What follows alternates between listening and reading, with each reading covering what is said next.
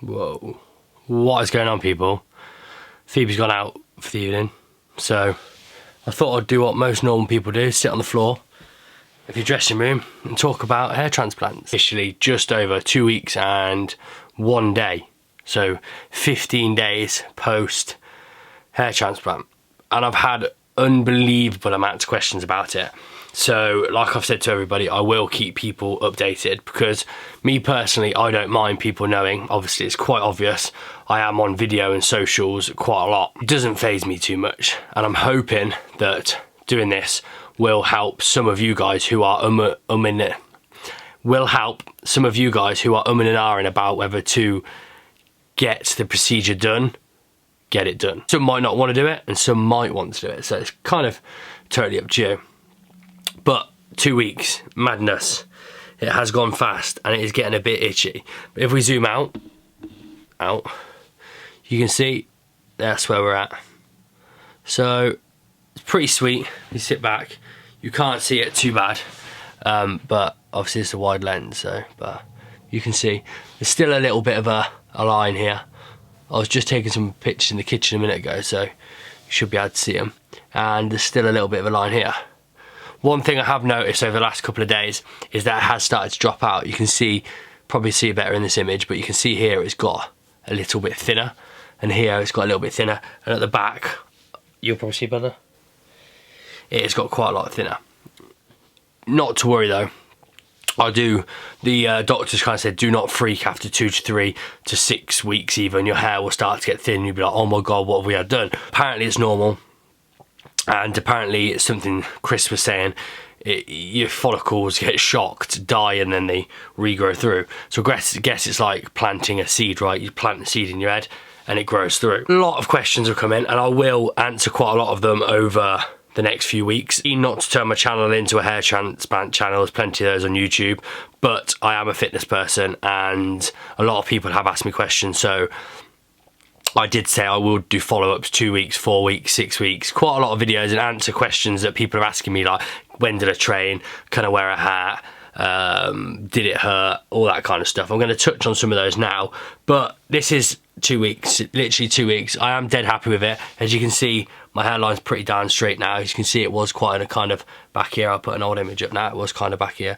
So now from a distance, you can't kind of tell I've had it done. So when you come in close, you can see that they're a bit thinner and there's still a bit of a first few nights, once we got back to the UK from Istanbul, were quite painful. They did hurt, they did suck. I didn't sleep much. I was awake at 4 AM. I had a bath one night. I got in the bath and had a bath at 3:30 in the morning, just so I could kind of soothe my head because it hurt so much. It wasn't necessarily a massive pain. It's probably from where you're lying on like your donor area here, which by the way is now pretty sweet. I have had my hair clippered like slightly on the sides because unfortunately in Istanbul, one tip, if you go to Istanbul and get your hair done, please bick it before you go, because for some reason they just shave in sections, so you look like an old man that's done his hair in the mirror. Literally, you have like patches here which are sprouting out, patches here which are sprouting out. You just look ridiculous. So I went to the barber's and he lightly shaved the sides and got rid of it a little bit. I left the top obviously because I don't want to touch that yet. I'm not going to touch that for about 6 months. But the sides I made myself not look like an old man with a pair of clippers. Sleeping wasn't ideal. I had to sleep on my back obviously. Over time, once the swelling had gone down and the anaesthetic had kind of got through my head and I didn't look like a swollen lump, or I didn't look like a penis, which my friend said I looked like. Because obviously they give you these silly headbands. One sec. They give you these silly headbands, which are an absolute classic. And I honestly think my head had swelled that much that it started to bulge out, so I had to take that off. Just rocks the bandages.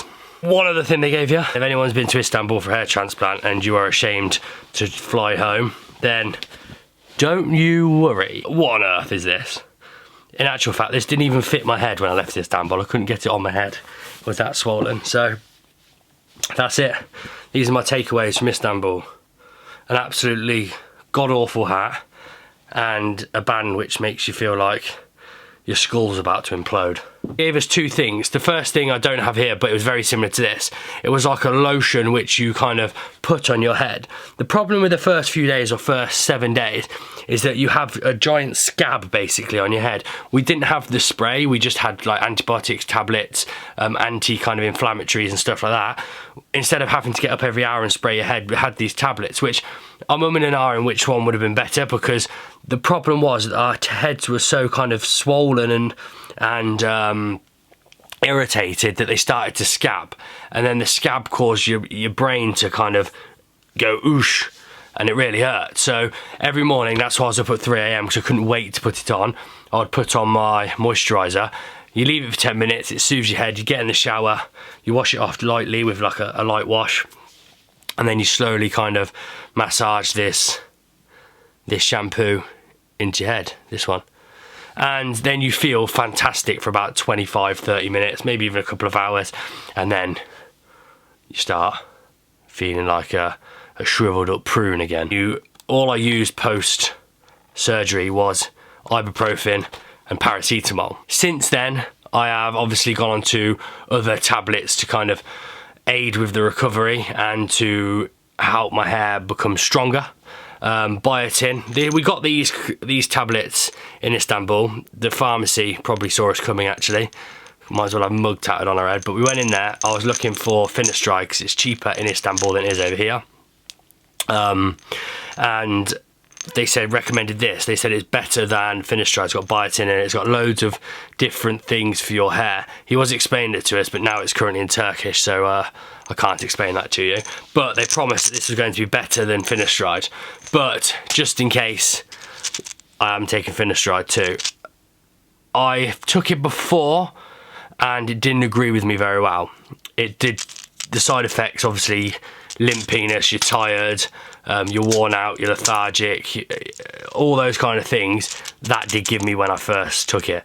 But I think it's because I was taking too much and I became an absolute slop. I've reduced it now to a minuscule quarter every other day or every day, depending on every day. I'm on every day at the moment, but I will go to every other day in probably the next few months. Just going to monitor it and see how I feel. I think last time, because I did half to 3/4 of a tablet every time, it was a bit OTT and it made me feel like shit, literally like shit. So I have officially stopped that. So that is all I took. It was my biotin, not even, because these are 1 milligram tablets, so it's not even, it's 1/4 of a milligram. Finasteride, shampoo, another moisturiser, and that is literally all I have took. I've rested, haven't been to the gym for 7 days, and I'm fairly kind of pleased with the results so far. Once it's all going through, I think it's going to be fantastic and I can't wait. Right now, obviously, it looks a bit funny because it's all a bit different thicknesses. I've got holes here, I've got bits falling out, but it's all good because obviously I can see the bigger picture down the line. 2-week update. What they didn't tell you is that it's very sore post-operation. You do have a bit of a scab on your head. It's quite uncomfortable to sleep.